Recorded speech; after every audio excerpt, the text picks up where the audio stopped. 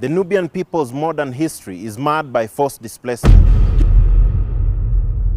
This started in 1902 with the filling of the Aswan Reservoir.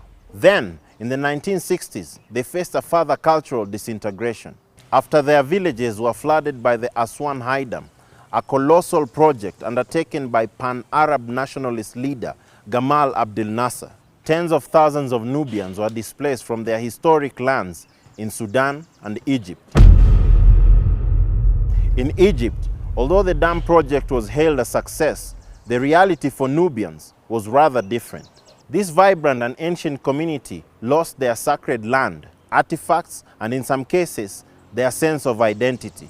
Used to baptizing their children in Nile water while inhabiting beautifully colored homes and surrounded by fertile lands, this life was stripped away from the community. The wave of displacement lasted 9 months, from October 1963 until June 1964. The Egyptian government relocated around 135,000 Nubians living in 44 villages in homes that would overlook Lake Nasser. They were displaced to arid lands unsuitable for agriculture, away from the Nile's rich banks, and had to endure poor conditions like lack of electricity and clean water. Today, Nubians can be found in Egypt's South Komombo and Nasr al-Nuba, north of Aswan. One can also find the beautiful Nubian complexion in the streets of Egypt's big metropolises like Cairo, Alexandria, and Aswan.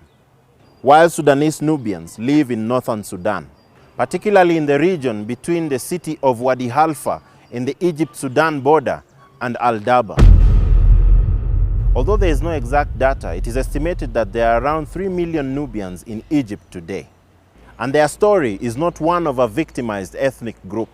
Although the older generation appears to have accepted the status quo, their children and grandchildren have not.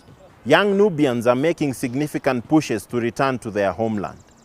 They have resisted the Egyptian government policies through peaceful protests, demanding they be allowed to return to their land.